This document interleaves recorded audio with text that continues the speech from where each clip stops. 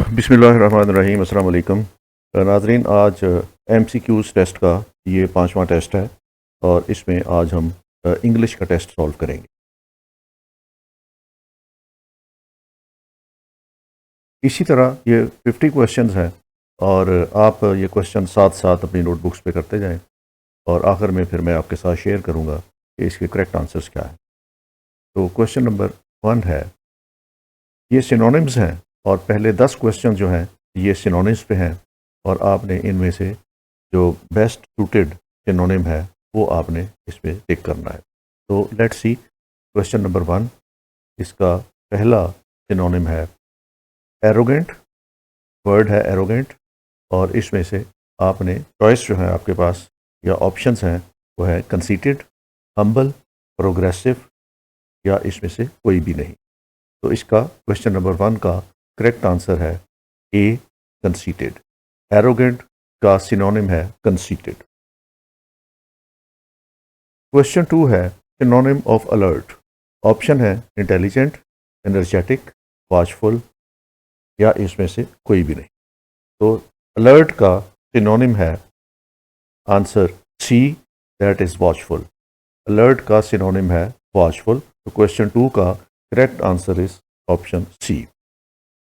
Word है embezzle और इसका सिनोनिम हमने बताना है और हमारे पास जो ऑप्शन है वो है रिम्यूनरेट, क्लियर, मिस अप्रोप्रिएट या नन ऑफ दीज। तो एम्बेजल का सिनोनिम है ऑप्शन सी, मिस अप्रोप्रिएट। तो क्वेश्चन 3 का correct answer is option C. Word है ब्रीफ और इसका हमने सिनोनिम बताना है और हमारे पास ऑप्शन है small, short, little, none of these. तो क्वेश्चन 4 इज ब्रीफ और ब्रीफ का हमने सिनोनिम बताना है। तो इसका correct answer is short. Brief का सिनोनिम है शॉर्ट और ये B answer is the B option is the correct answer. Word है नलीफाई और इसका हमने सिनोनिम बताना है और हमारे पास ऑप्शन क्या है, अनल, सिलेक्ट, निगलेक्ट या नन ऑफ दीज। तो नलीफाई का सिनोनिम है अनल। Option A is the correct answer for question 5। Question 6 है हमारे पास और वर्ड है टार्निश और टार्निश का हमने सिनोनिम बताना है। ऑप्शन है हमारे पास polish, truth, stain and none of these. तो टार्निश का सिनोनिम है stain. Option C is the correct answer for question 6। Question 7 है हमारे पास और उसका वर्ड है नीडलेस। नीडलेस का हमने सिनोनिम बताना है और हमारे पास ऑप्शन है कैंटी, अननेसेसरी, इसेंशियल या नन ऑफ दीज। तो नीडलेस का सिनोनिम है unnecessary. Option B is the correct answer. Word है हमारे पास कॉन्सिक्वेंस और इसका हमने सिनोनिम बताना है और हमारे पास ऑप्शंस हैं cause, manner, result, none of these. Consequence word का सिनोनिम है रिजल्ट और option C is the correct answer for question 8। Question 9 है और वर्ड है हमारे पास एब्सटेन और इसका हमने सिनोनिम बताना है और हमारे पास चॉइसेस हैं continue, refrain, refuse, none of these. Abstain का सिनोनिम है refrain. Option B is the correct answer for question 9। Question 10 है और इसमें हमारे पास वर्ड है लिथार्जी और इसका हमने सिनोनिम बताना है और हमारे पास ऑप्शंस हैं सेरेनिटी, लैक्सिटी, एक्टिव और नन ऑफ दीज। लिथार्जी का सिनोनिम है लैक्सिटी और option B is the correct answer for question 10। Question 11 है। अब ये 10 क्वेश्चन जो आगे आने वाले हैं इस पे हमने एंटोनिम बताना है। वर्ड्स दिए हुए होंगे, चॉइसेस दिए हुए हैं और इसमें से हमने अप्रोप्रिएट एंटोनिम जो है वो सिलेक्ट करना है। तो पहला वर्ड है इंटेंस। क्वेश्चन नंबर 11 वर्ड है इंटेंस। इसका हमने एंटोनिम बताना है और हमारे पास ऑप्शंस हैं calm, pointed, allow, none of these. तो वर्ड इंटेंस का एंटोनिम है calm. Option A is the correct answer for question 11। Question 12 है और वर्ड है हमारे पास फॉल्स और इसका एंटोनिम हमने बताना है और जो चॉइस है हमारे पास वो है true, defective, incorrect, none of these. Question 12 का वर्ड फॉल्स और इसका एंटोनिम है true, option A is the correct answer. Question 13 word है हमारे पास प्रोहिबिट और इसका हमने एंटोनिम बताना है। जो चॉइसेस हैं हमारे पास वो हैं allow, outlaw, failure and none of these. तो क्वेश्चन 13 में वर्ड प्रोहिबिट का एंटोनिम है अलाउ और इसमें ऑप्शन ए जो है that is the correct answer. Question 14 में हमारे पास वर्ड है फोरमोस्ट और इसका हमने एंटोनिम बताना है और हमारे पास जो ऑप्शंस हैं वो है hindmost, unimportant, disposed and none of these. तो क्वेश्चन 14 का वर्ड फोरमोस्ट इसका एंटोनिम है unimportant, option B is the correct answer. Question 15 है हमारे पास वर्ड है प्रोटेक्ट और इसका हमने एंटोनिम बताना है और हमारे पास जो चॉइसेस हैं उसमें defend, deprive, abandon and none of these. तो वर्ड प्रोटेक्ट का एंटोनिम है अबेंडन और choice C is the correct answer for question 15। Question 16 है हमारे पास और उसमें वर्ड है ब्यूटीफुल और इसका हमने एंटोनिम बताना है और जो चॉइसेस हैं हमारे पास उसमें वंडरफुल, ग्रेसफुल, अगली या नन ऑफ दीज। तो क्वेश्चन 16 में वर्ड ब्यूटीफुल का एंटोनिम है ugly, choice C is the correct answer. Question 17 है और उसमें 17 में वर्ड है टेरिबल और इसका हमने एंटोनिम बताना है और जो हमारे पास चॉइसेस हैं वो है सूथिंग, फ्राइटनिंग, स्केयरिंग और नन ऑफ दीज। तो क्वेश्चन 17 में वर्ड टेरिबल का एंटोनिम है soothing, option A is the correct answer for question 17। Question 18 में वर्ड हमारे पास है वाइडली और इसका हमने एंटोनिम बताना है और जो चॉइसेस हैं हमारे पास वो है spaciously, succinctly, narrow and none of these. तो वर्ड वाइडली का एंटोनिम है नैरोली। क्वेश्चन 18 का option C is the right answer. Question number 19 है हमारे पास एबल और इसका हमने एंटोनिम बताना है और जो चॉइसेस हैं हमारे वो है डिसेबल, अनएबल, एनएबल और नन ऑफ दीज। क्वेश्चन 19 में वर्ड एबल का एंटोनिम है अनएबल। तो इस तरह option B is the correct answer for question 19। Antonym का लास्ट क्वेश्चन है क्वेश्चन 20 और वर्ड है माइटी और इसका हमने एंटोनिम बताना है और जो चॉइसेस हैं हमारे पास वो हैं forcible, forceful, weak, none of these. तो क्वेश्चन 20 में वर्ड माइटी का एंटोनिम है वीक। क्वेश्चन 20 का correct answer is option C. तो ये आपके सिनोनिम और एंटोनिम ये 20 क्वेश्चन हैं, ये कंप्लीट हो गए हैं। तो अब क्वेश्चन 21 से हमारे पास जो है वो एक स्टेटमेंट दी हुई है क्वेश्चन 21 में और इसमें हमने करेक्ट ऑप्शन जो है उसका देना है। जो स्टेटमेंट है वो है the only son of the village lord died yesterday. In this sentence the subject is, इसमें सब्जेक्ट कौन सा है? ऑप्शन है हमारे पास A son, B the only son, C the village lord, D none of these. तो इनमें से सब्जेक्ट कौन सा है? तो इसका correct answer is option D कि इसमें से सब्जेक्ट कोई नहीं है। ये एक सेंटेंस है, इसमें सब्जेक्ट नहीं दिया गया। नन ऑफ दीज जो ऑप्शंस हैं इनमें से सब्जेक्ट कोई नहीं है। क्वेश्चन नंबर 21 में आपने एक ऑप्शन, करेक्ट ऑप्शन सेलेक्ट करना है। Which of the following sentence is correct? इनमें से जो सेंटेंसेस दिए गए हैं इनमें से कौन सा सेंटेंस ग्रामेटिकली करेक्ट है? और जो स्टेटमेंट है हमारे पास, स्टेटमेंट्स हैं हमारे पास वो है A I told my brother I would go with him only if he wants me to. Statement 2 है I told my brother I would go with him only if he wants me. Statement C है I told my brother I would go with him only if he wanted me to. And अब statement D है none of these. कि इनमें से कौन सा sentence grammatically correct है? तो इसका आंसर है कि option C is the correct statement और option C is the correct answer.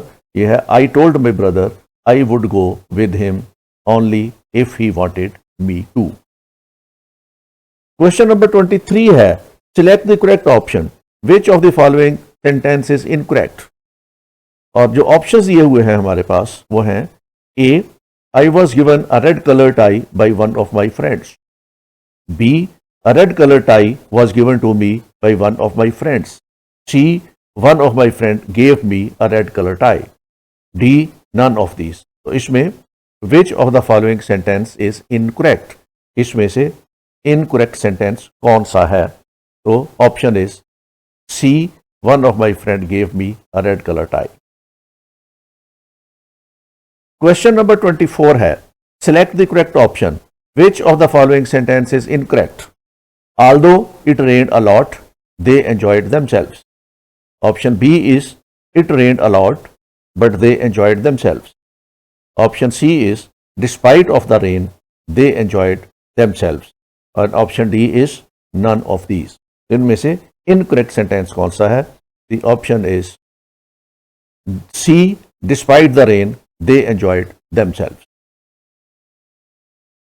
Question 25 is select the correct option. Which of the following sentence is correct? Option है why industry and academia should collaborate to work on their programs. B why academia and industry should work to collaborate on their program. C why industry and academia should work for the collaboration on their programs.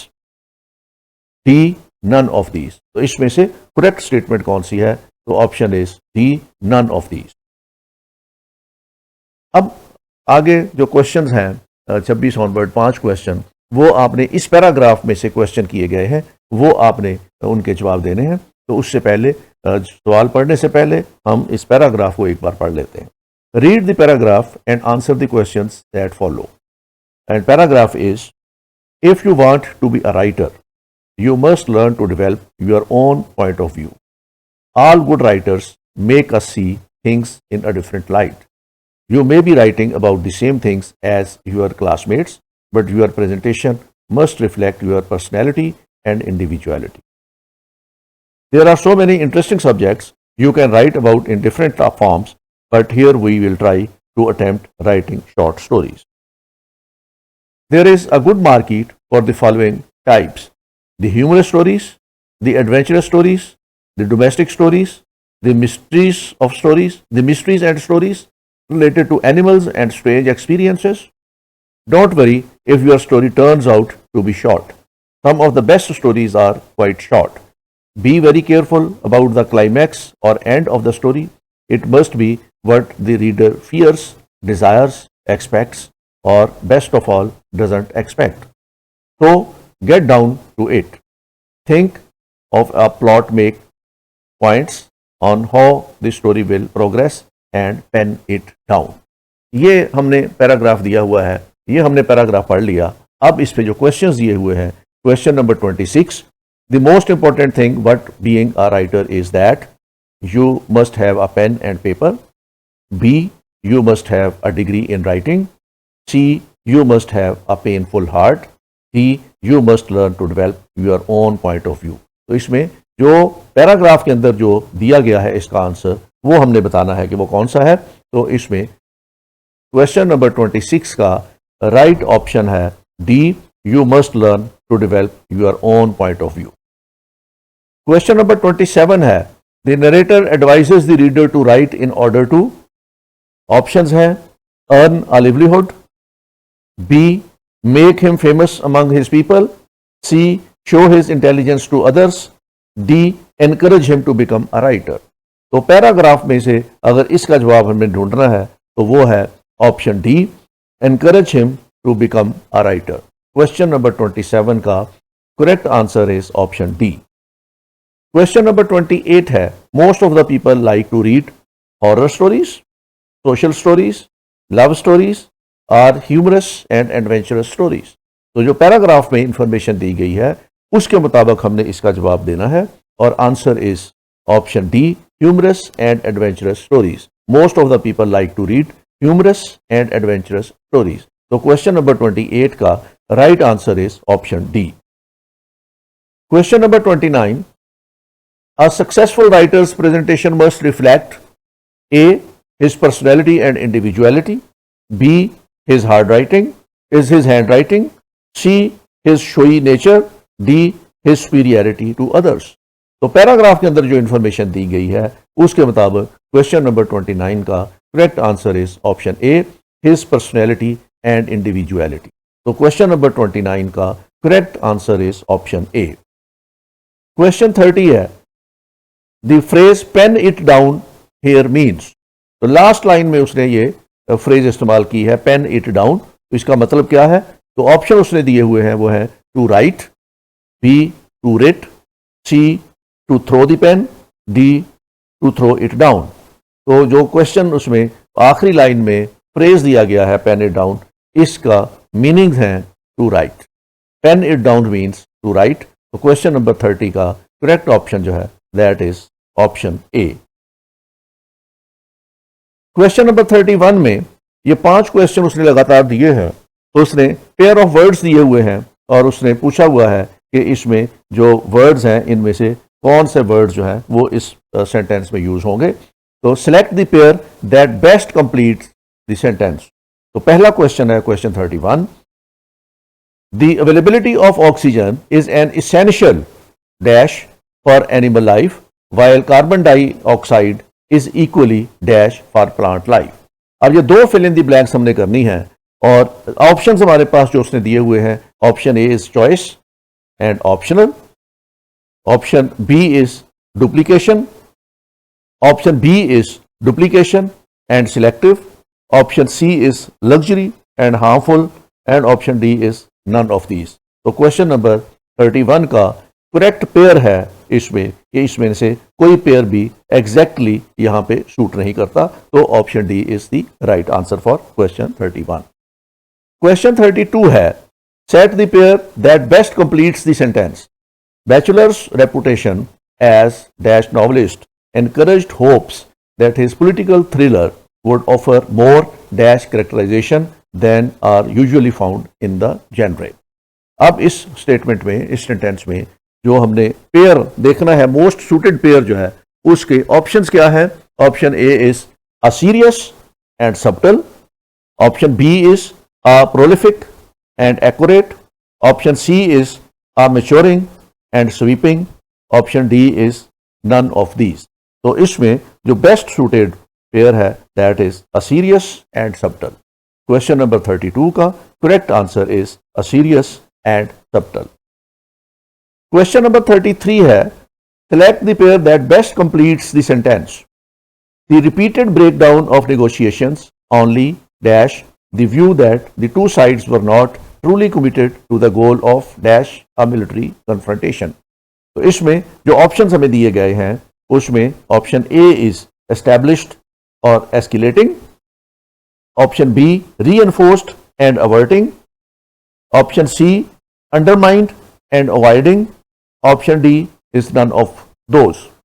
तो इसमें question 33 का जो best suitable यहाँ पे words हैं वो है option B reinforced and averting. तो क्वेश्चन 33 का correct answer is option B.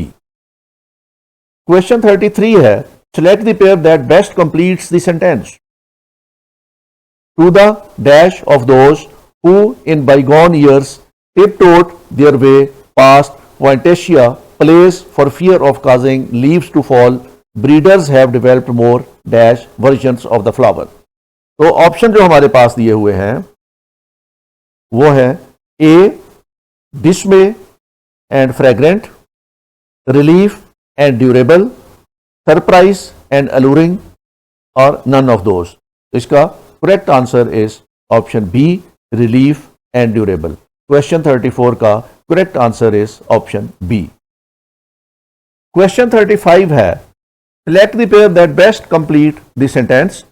और सेंटेंस है हमारे पास, fans who believe that the players motivations are not dash would be dash to learn that they now charge for their signatures. और जो options हैं, option A is self serving and vindicated, B atypical and disillusioned, C altruistic और unsurprised and D none of these। तो question 35 का जो best suited pair है वो है ए सेल्फ सर्विंग एंड विंडिकेटेड। तो क्वेश्चन नंबर 5 का करेक्ट आंसर जो है वो that is option A. Question 36 है, इसमें से जो आपने प्रेपोजिशंस के ये क्वेश्चन है और ये 5 क्वेश्चन है, इसमें से आपने बेस्ट सूटेड प्रेपोजिशन जो है वो इसमें फिल इन द ब्लैंक में करना है। तो पहला क्वेश्चन 36 है, my brother was travelling dash cold, और जो चॉइसेस है हमारे पास, option A is from, option B is with, option C is of and option D is by. तो इसमें जो करेक्ट आंसर है वो है my brother was travelling with cold. तो इसमें ऑप्शन बी जो है वो that is the correct answer for question 36। Question 37 है, इसमें भी करेक्ट ऑप्शन आपने देना है, prime minister has arrived dash Peshawar, और जो ऑप्शन है हमारे पास that is A at, B to, C in and D from.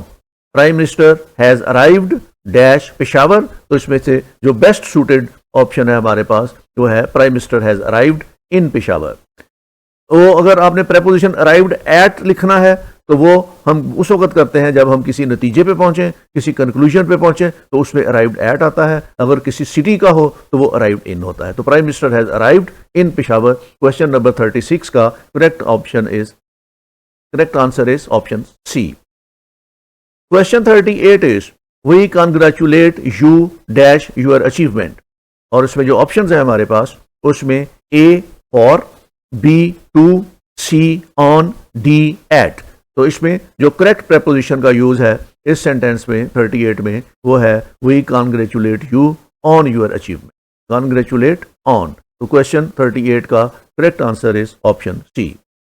Question 39 है और इसमें सेंटेंस है his application for a visa was turned dash by the consulate, और ऑप्शन जो दिए हुए हैं वो है A out, B over, C down और डी असाइड। तो इसका जो करेक्ट आंसर है his application for visa was turned down bye the consulate. Turn down का मतलब है उसकी एप्लीकेशन को रिजेक्ट कर देना, रिफ्यूज कर देना। और इसका करेक्ट आंसर क्वेश्चन 39 का है ऑप्शन सी। नेक्स्ट सेंटेंस है क्वेश्चन 40 में, she deprived her husband dash all he had. Options हैं A with, B to, C of and D from. She deprived her husband dash all he had. तो इसका correct answer is option C, she deprived her husband of all he had. तो इसमें question 40 में जो correct answer है वो option C है, she deprived her husband of all he had. Question number 41 से लेके 45 तक ये ऑड वर्ड आउट है। इसमें जो ऑड वर्ड है वो आपने पिन पॉइंट करना है। तो इसमें जो क्वेश्चन 41 है उसमें जो 4 वर्ड्स दिए हुए हैं, इसमें number 1 is canteen, number 2 is dancer, number 3 is stage, number 4 is makeup. तो इसमें डांसर, स्टेज और मेकअप ये वर्ड जो है वो एक ही ट्रेड के बारे में है, और इसमें जो कैंटीन है ये वर्ड आउट है, ये ऑड वर्ड है। Radium, radio, granite and dynamite. तो इसमें जो वर्ड्स है रेडियम, ग्रेनाइट और डायनामाइट ये एक जैसे वर्ड्स हैं। इसमें वर्ड रेडियो जो है वो ऑड वर्ड है। क्वेश्चन 43 है, chess, engineer, layout, blueprint. Engineer, layout, blueprint ये एक ही फील्ड के सारे वर्ड यूज होने वाले हैं, और इसमें जो चेस का वर्ड है ये एक खेल है, बाकी जो है इंजीनियरिंग से रिलेटेड सारी चीजें हैं। तो इसमें चेस जो है ये ऑड वर्ड है। 44 is petrol, taxi, cart, driver. तो इसमें पेट्रोल, टैक्सी, ड्राइवर एक ही ट्रेड के लफ्ज हैं। कार्ट इसमें से वो डिफरेंट है, तो कार्ट इज ऑड वर्ड। 55 है court, radium, king and palace. तो इसमें किंग, पैलेस और कोर्ट एक ही प्रोफेशन की चीज़ें हैं। इसमें रेडियम जो है ये ऑड वर्ड आउट है। तो इस तरीके से अगर हम इसके आंसर्स को देखें तो 41 में ऑड वर्ड जो है out is canteen, option A is the correct answer. Question 42 में odd word is radio, option B is the odd word. Question 43 में चेस, क्वेश्चन 43 में chess is the odd word, तो option A is the correct answer. और 44 में cart is the odd word और option C is the correct answer. और question 55 में radium is the odd word and option B is the right answer. अब question number 46 है, इसमें select the correct option. इसमें हमने जो करेक्ट ऑप्शन है वो एक्सरसाइज करना है। Which of the following sentence is correct? Payment can be made by cheque or in money. B है we need a nice and quite place for a picnic. C we stopped by a large wood to admire the nature. या इसमें से कोई भी sentence correct नहीं है, तो इसका option is none of these. 47 है, select the correct option. Which of the following sentences uses across as a preposition. इनमें से कौन से सेंटेंसेस है जिसमें अक्रॉस एक प्रेपोजिशन के तौर पर इस्तेमाल किया गया है? और ऑप्शन है हमारे पास, across the room she see some old friends. और यहां पे अक्रॉस का लफ्ज इस्तेमाल किया हुआ है। बी में my neighbours came across to see me this morning. And then option C is the road was so busy that we found it difficult to get cross. And D is none of these. तो इसमें 4 sentences में सिर्फ एक sentence में जो across है वो as preposition use किया गया है और वो ऑप्शन ए है। लेकिन इसमें शी के साथ उसने सी लिखा हुआ है, यहां पे उसने टेक्निकली ग्रामेटिकली गलत लिखा है, लेकिन अक्रॉस तक का हमारा क्वेश्चन जो है वो option A is the correct answer. Question 48 है, select the correct option. Which of the following sentence is correct? Despite of her sheer hard work she failed. Though I am sick, but I will go to office. Me and my friend often visit Islamabad. और none of these. तो इसमें से कौन सा option correct है? तो इसका भी correction D is the correct answer. इसमें से कोई सेंटेंस भी ग्रामेटिकली ठीक नहीं है। Question 49 is select the correct options. The sky was overcast, the expression implies that. तो इसमें हमने ये बताना है स्काई वाज ओवरकास्ट का मीनिंग क्या है। ऑप्शन क्या है? The sky was covered with clouds. Be the sky was shining brightly. See the sky seemed spread across the horizon. D none of these. तो जो स्काई वाज ओवरकास्ट है इसका मतलब यह है कि क्लाउडी वेदर है। तो इसमें जो क्वेश्चन 49 है इसका option A is the correct answer. Last question is 50। Select the correct option. Wearing a helmet when you do any dangerous sport is important. Wearing a helmet when you do any dangerous sport is important. In this sentence, the subject is, the subject क्या है? A helmet, B you, C sport या none of these. तो question 59 में भी subject कोई नहीं है इसमें, और ये क्वेश्चन डी जो है ये हमारा करेक्ट आंसर है। तो इस तरीके से ये आपका आज का टेस्ट मुकम्मल हुआ।